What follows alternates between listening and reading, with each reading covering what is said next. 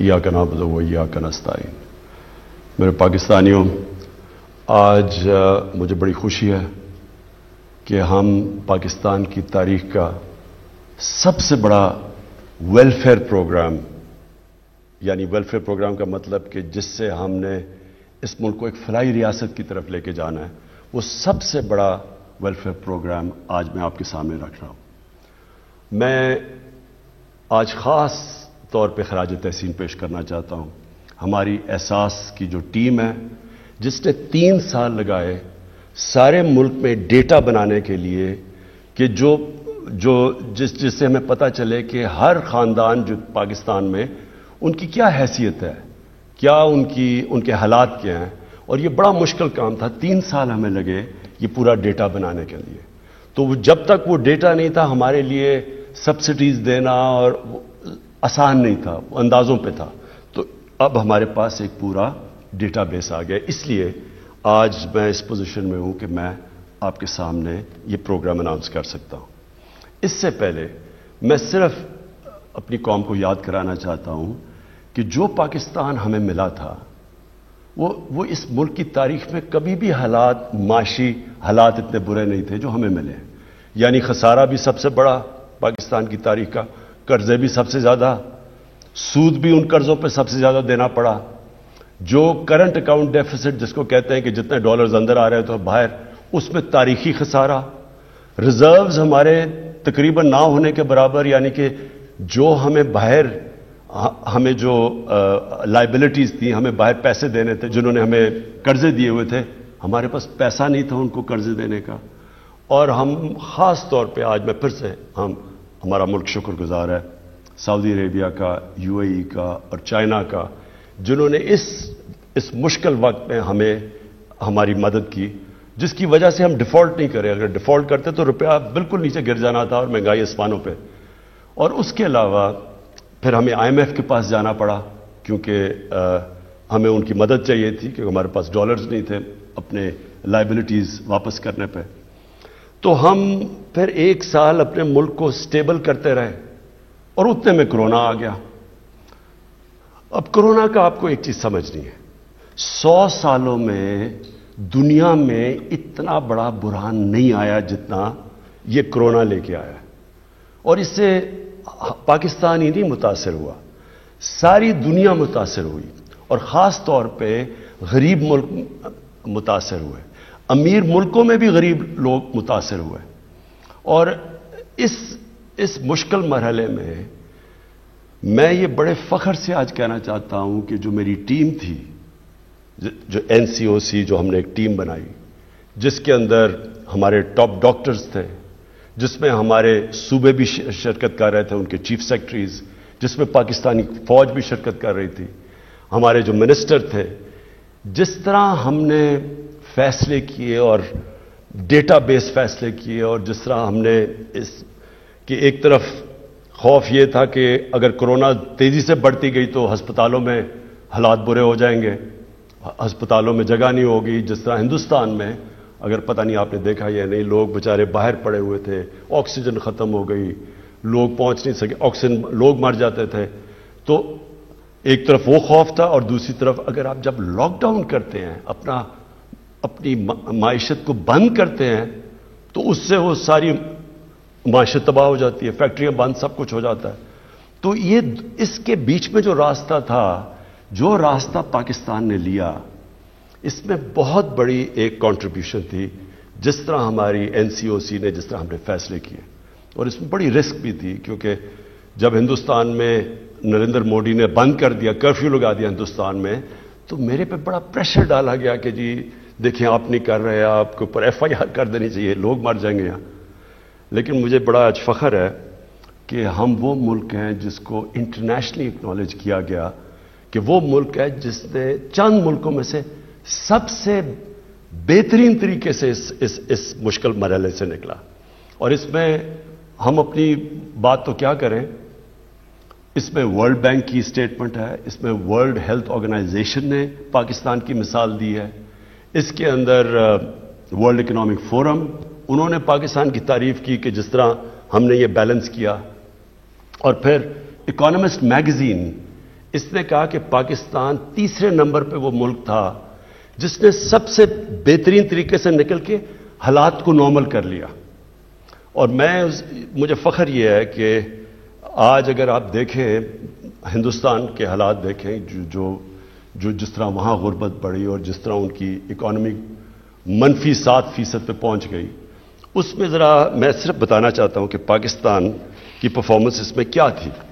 امریکہ نے، United States نے، جب انہوں نے لاک ڈاؤن لگایا اور ان کی معیشت نیچے چلی گئی تو انہوں نے $4,000 ارب خرچ کیا اپنی معیشت کو ڈیمانڈ اٹھانے کے لیے.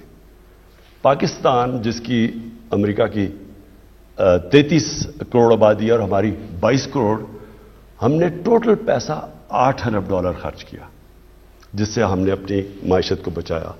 تو میں اس میں ذرا صرف آپ کو بتانا چاہتا ہوں کہ ہم نے کیا کیا قدم اٹھائے. ہمیں سب سے بڑا خوف یہ تھا کہ لوگ بے روزگار ہو جائیں گے. اگر کاروبار ٹھپ ہو جائے تو لوگ بے روزگار ہوں گے، اور جب لوگ بے روزگار تو غربت بڑھے گی. تو اس لیے ہم نے وہ جو لاک ڈاؤن سے ہم بچتے رہے، ہم نے چھوٹے lockdown, smart lockdown, لیکن وہ اپنی بالکل اکانومی بند نہیں کی، اور ہم نے خاص طور پہ اپنی زراعت کو بچایا اور ہم نے کسی سٹیج پہ ان کو بند نہیں ہونے دیا. اور دوسرا ہم نے کنسٹرکشن کو بچایا، کیونکہ شہروں میں سب سے زیادہ جو لوگ روزگار دیتا ہے وہ کنسٹرکشن انڈسٹری دیتی ہے. اور پھر ہم نے ایکسپورٹس کو پوری بچانے کی کوشش کی، کیونکہ اگر ایکسپورٹس بند ہو جاتی تو ہمارا ڈالر کم ہونے تھے اور روپے نے گر جانا تھا. تو میں صرف پہلے اپنی زراعت کا بتانا چاہتا ہوں کہ اللہ کا کرم ہماری پالیسیز سے کیا ہوا. آج ہماری جو چاول کی گروتھ ہے، جو جتنی تیز سے وہ بڑھا ہے، وہ 13.6% ہے. ہماری مکئی 8% زیادہ بڑھی. ہماری جو گنا ہے وہ 22% زیادہ بڑھا ہے. جو گندم ہے وہ 8%. یہ سب ریکارڈ ہوا ہے پاکستان کے اندر. اور جو پچھلے سال ہماری کاٹن فیل ہو گئی تھی، اس میں اس سال 81% گروتھ ہوئی ہے. اور جو اضافی پیسہ گیا ہے ہمارے زراعت کے اندر وہ 1100 ارب روپے آ گیا ہے. اور اس سال آپ یہ سمجھیں کہ اگر کسانوں کا حالات اچھے ہیں تو وہ کیسے ہمیں پتہ چلتا ہے کہ کسانوں کے وہاں خوشحالی آئی ہے. ریکارڈ موٹر سائیکل کی سیل ہوئی ہے پاکستان کی تاریخ میں، اور ٹریکٹر کی ریکارڈ سیل ہوئی ہے. اور اس کے علاوہ جو یوریا ہے، یوریا 23% زیادہ استعمال ہوا ہے. اس کا مطلب کہ حالات اچھے، اور انشاءاللہ جب کسان خوشحال ہوتا ہے تو اس سے ملک کی پیداوار بڑھتی ہے اور ملک کا فائدہ ہوتا ہے. دوسری چیز جو ہماری ہاؤسنگ تھی، ہم نے کنسٹرکشن کے لیے کیا. کنسٹرکشن میں اس وقت 600 ارب روپے کے پروجیکٹس چل رہے ہیں، کیونکہ ہم نے کنسٹرکشن کو انسینٹیوائز کیا. پھر ہمارا جو انڈسٹری ہے، اصل تو دولت ملک کی تب بنتی ہے جب اس کی ملک کی انڈسٹری اٹھے. تو پہلے تو میں آپ کو یہ بتا دوں کہ لارج سکیل مینوفیکچرنگ بڑی دیر کے بعد پاکستان میں پچھلے 3 مہینے میں تقریباً 13% اس میں گروتھ ہوئی ہے. اس کا مطلب ملک کی دولت میں بھی اضافہ، اس کا مطلب روزگار بھی زیادہ. لیکن میں اور انڈسٹریز بتا دوں کہ انجینئرنگ کے اندر 350% کہ ان کے پروفٹس کے اندر بڑھا، ان کا نفع بڑھا ہے 350 ارب روپیہ. ٹیکسٹائل میں 163% اضافہ ہوا ہے ان کے پروفٹس کے اندر. گاڑیوں میں 131% اضافہ ہوا ہے. سیمنٹ میں 113% اضافہ ہوا ہے. اور آئل اور گیس میں 75% اضافہ ہوا ہے. جو بجلی کی کنزمپشن بڑھی ہے، ہمیں کیسے پتہ ہے کہ ہماری انڈسٹری چلنی شروع ہو گئی ہے، ملک کی گروتھ ریٹ بڑھ گئی ہے؟ تو بجلی کی کنزمپشن میں 13% اضافہ ہوا ہے. اور جو ہمارا ٹیکس ہے، جو پاکستان کی جو سب سے ہمیں کیوں ہم پھنس جاتے ہیں، ہمارے پاس اتنی آمدنی نہیں ہوتی اپنے خرچے پورے کرنے کے لیے. 37% ہمارا ٹیکس کے اندر اضافہ ہوا ہے. ہمارا جو ٹارگٹ ہے ٹیکس کا، اللہ کا خاص کرم ہے کہ ہم اس ٹارگٹ سے اوپر جا رہے ہیں. یہ بڑا کم ہوا ہے پاکستان میں. تو ہمارے انڈیکیٹرز اللہ کا شکر ہے کہ صحیح راستے پہ چلے گئے. میں صرف ایک اور بڑی خوشخبری سناؤں کہ جو آئی ٹی ہے، جو نوجوانوں کے لیے جو فیوچر ہے پاکستان کا آئی ٹی کا، پچھلے سال 47% اضافہ ہوا آئی ٹی کے اندر، اور اس سال لگ رہا ہے کہ 75% ہماری آئی ٹی کے اندر گروتھ ہو رہی ہے. تو یہ ہمارے یوتھ کے لیے بڑی خوشائن چیز ہے. لیکن اب میں جو ایشو ہے اس کی طرف آنا چاہتا ہوں کہ جو مہنگائی کا مسئلہ ہے اور مہنگائی کا واقعی مسئلہ ہے، اور میں اپنے جو ہمارے میڈیا میں بھی لوگ بیٹھے ہیں، اپوزیشن کا تو خیر ہمیں پتہ، ان کا تو کام ہے اور ہونا بھی چاہیے کہ تنقید کرنا گورنمنٹ پہ، میڈیا کا بھی کام ہے، تنقید کرتے ہیں اور تنقید سے معاشرے کا فائدہ ہوتا ہے، کنسٹرکٹیو کرٹیسزم سے. لیکن میں صرف میڈیا کو چاہتا ہوں کہ تھوڑا بیلنس کریں کہ کیا ہماری گورنمنٹ کی وجہ سے کتنی مہنگائی بڑھی ہے، اور کیونکہ ہم ایک دنیا کا حصہ ہیں، جو دنیا میں جو ہو رہا ہے اس کی وجہ سے ہمیں کتنا نقصان ہوا ہے، ہمارے لوگوں کے اوپر کتنا بوجھ پڑا ہے. تو ایک بلومبرگ کموڈٹی انڈیکس ہے، اور میں اپنے جو ہمارے نوجوان ہیں وہ تو اپنے موبائل فون کے اوپر گوگل کر سکتے ہیں، لیکن میں اپنے میڈیا کے لوگوں کو بھی کہنا چاہتا ہوں. اس کے مطابق ایک سال میں 50% اضافہ ہوا ہے کموڈٹی پرائسز میں. پاکستان کے اندر جو انفلیشن ہے، جو مہنگائی ہے، وہ 9% ہے. انٹرنیشنلی بلومبرگ کے انڈیکس کے مطابق 50% اضافہ ہوا ہے. میں اور ملکوں کا بتا، مثلا ترکی ہے، ترکی کے حالات ہمارے سے بہت بہتر تھے. ترکی میں مہنگائی 19% ہے آج ان کی جو کرنسی ہے، ہم کہتے ہیں نا ہمارا روپیہ گرا ہے، ان کا 35% ان کی کرنسی نیچے گری ہے. امریکہ کے اندر 2008، امریکہ اور یورپ کے اندر 2008 کے بعد سب سے زیادہ مہنگائی ہوئی ہے. اب چائنا، اس کا جو پروڈیوسر پرائس انفلیشن ہے، پروڈیوسر پرائس انفلیشن، وہ 26 سال میں سب سے زیادہ اس کی مہنگائی اوپر گئی ہے. اور جرمنی میں 50 سال کے بعد سب سے زیادہ مہنگائی ہوئی ہے جرمنی کے اندر. گیس کے اوپر آ جائیں، کیونکہ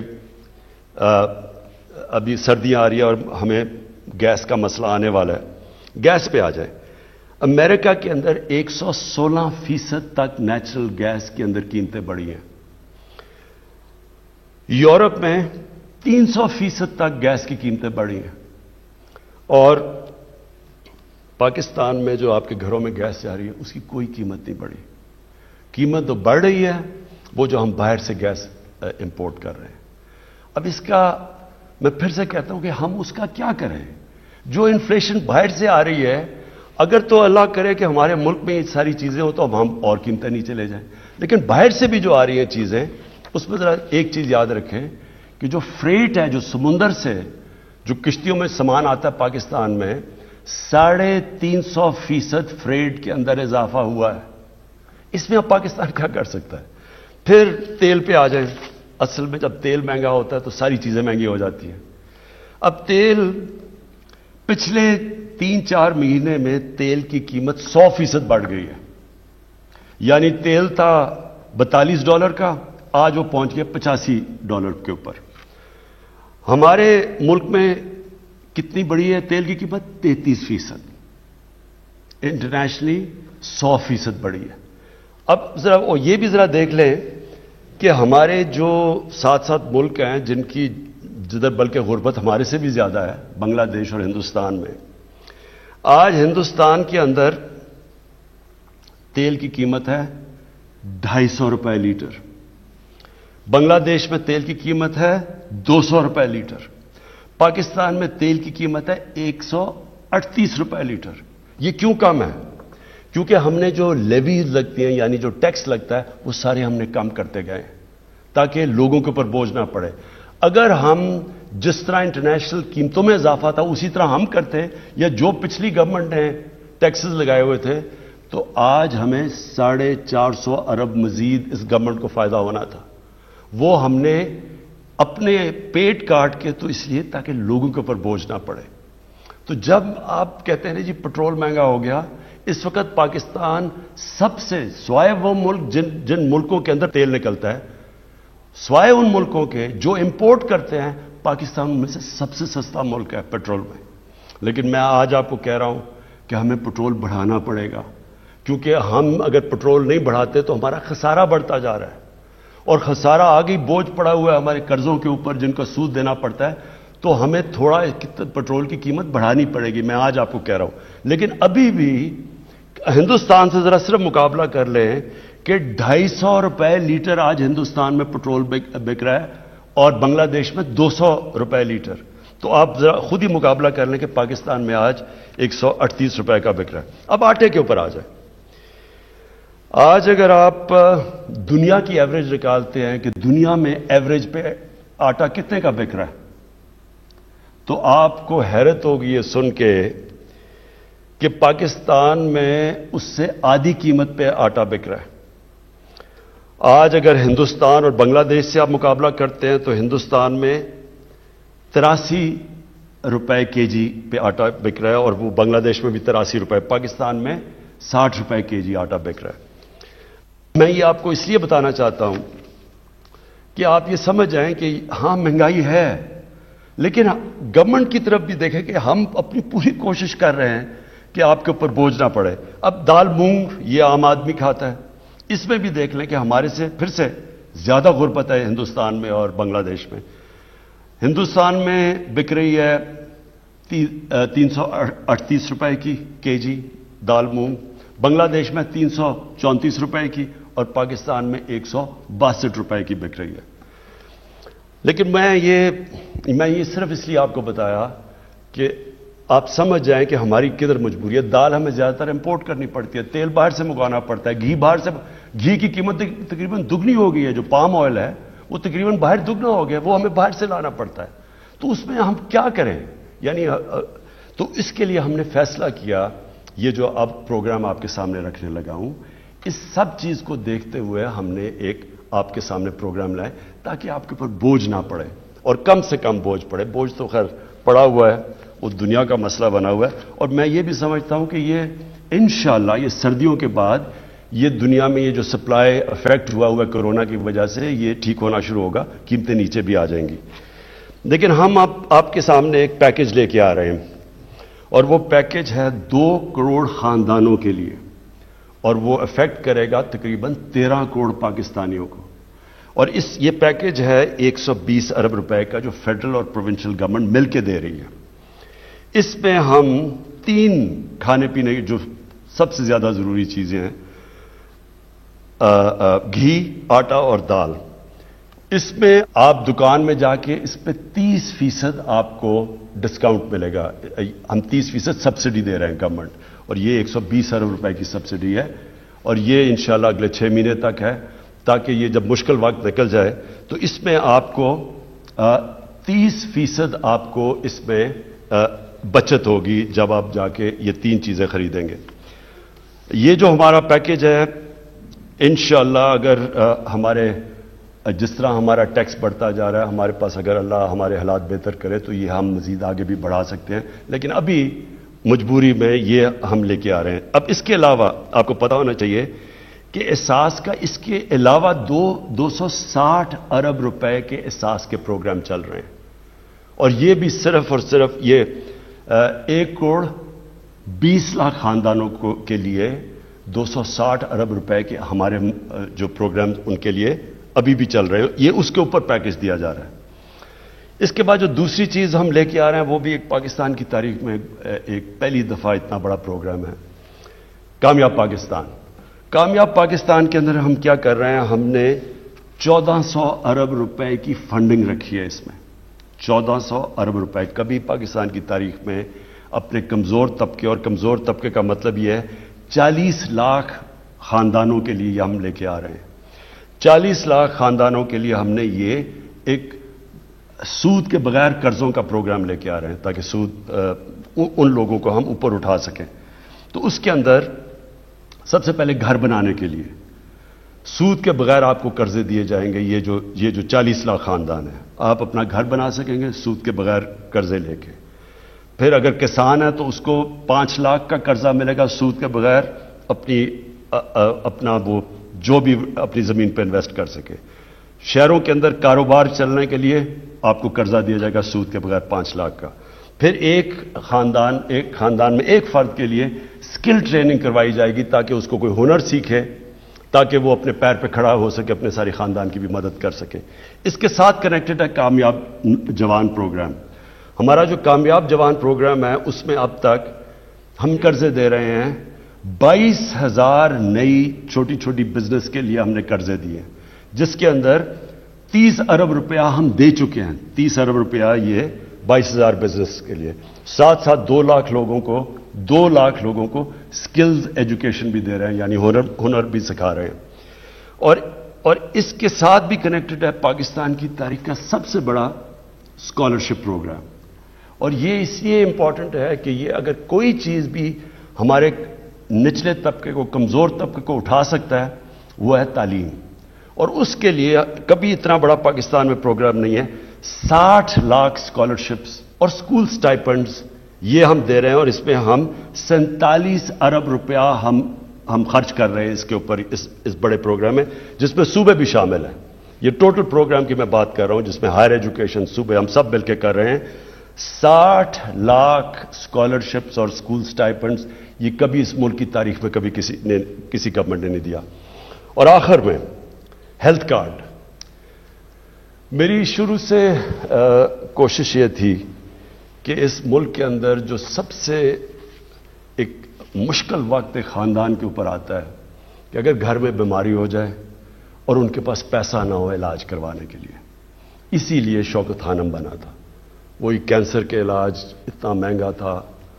जब मैंने देखा कि हमारे लिए इतना मुश्किल था, अल्लाह ने हमें हैसियत दी थी, तो जिनके पास कुछ नहीं था वो क्या करें अगर उनके घर में बीमारी हो, तो इसलिए वो सोचा था। तो मैंने तब भी सोचा था कि एक दिन अल्लाह ने मुझे मौका दिया तो हर पाकिस्तान के खानदान को मैं एक हेल्थ इंश्योरेंस दिलवाऊंगा, और मकसद उसका ये होगा कि हर खानदान में अगर कभी भी बीमारी हो तो उनके पास पैसे हों और वो जाके किसी भी हॉस्पिटल में अपना इलाज करवा सकें। तो ये जो हमारा प्रोग्राम है ये पूरी तरह इस वक्त पख्तूनख्वा के अंदर शुरू हो गया है। सारे पख्तूनख्वा के खानदान इस वक्त उनके पास हेल्थ इंश्योरेंस है, और वो किसी गवर्नमेंट हॉस्पिटल में 10 लाख रुपए तक अपना इलाज करवा सकते हैं।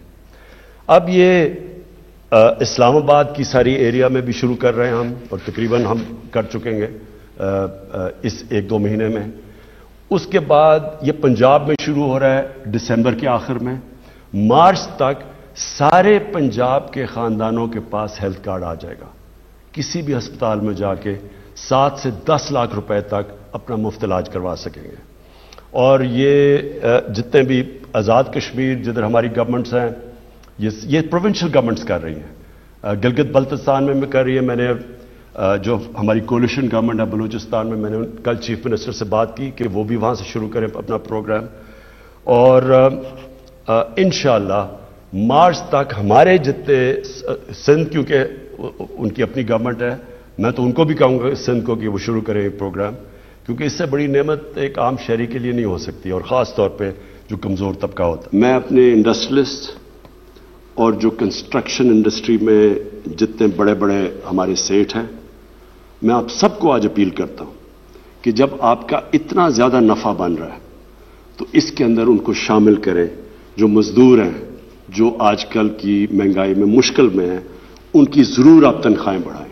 आखिर में मैं आज फिर से अपनी पहले तो एहसास की टीम को मुबारक देता हूं, क्योंकि बड़ी मुश्किलों से डेटाबेस बनाया गया। और मैं अपनी मीडिया को फिर से मैं अपील करता हूं कि जब आप, ये बड़ा आसान है, जब ये मुश्किल वक्त है, सारी दुनिया में मुश्किल वक्त है, तो आप अगर अमेरिका में भी किसी गरीब घर के पास ले जाए कि जी गैस बड़ी महंगी है, या इंग्लैंड में तो चीज़ें नहीं मिल रही कई जगह क्योंकि वहाँ तो हालात और तरह के हैं, तो वो सारे कहेंगे अगर आप माइक ले जाएं बड़ा मुश्किल वक्त है जी। लेकिन ये समझाएं कि ये कोई पाकिस्तान के अंदर मुश्किल वक्त नहीं है, बल्कि हम वो मुल्क है जो बहुत बेहतर तरह से निकला हुआ है इस मुश्किल वक्त से। जिस मुल्क के हालात वो थे 3 साल पहले, और आज अगर आप देखें तो अल्लाह का खास करम है इसके ऊपर। और जो ऑपोजिशन सड़कों पर निकली हुई है कि जी बहुत महंगाई हो गई, तो मेरी सिर्फ 2 बड़े खानदानों से एक रिक्वेस्ट है। मैं आपसे बल्कि रिक्वेस्ट करता हूं कि 30 साल में जो आप 2 खानदानों ने पैसा चोरी करके मुल्क से बाहर लेके गए हैं, आधा भी आप पैसा पाकिस्तान ले आए। मैं आपसे अपनी कौम से वादा करता हूं, सारे खाने पीने की चीजों की कीमतें मैं आधी कर दूंगा। पाकिस्तान पाइंदाबाद। वज़ीर-ए-आज़म इमरान खान कौम से खिताब कर रहे थे और उन्होंने तारीख के सबसे बड़े रिलीफ पैकेज का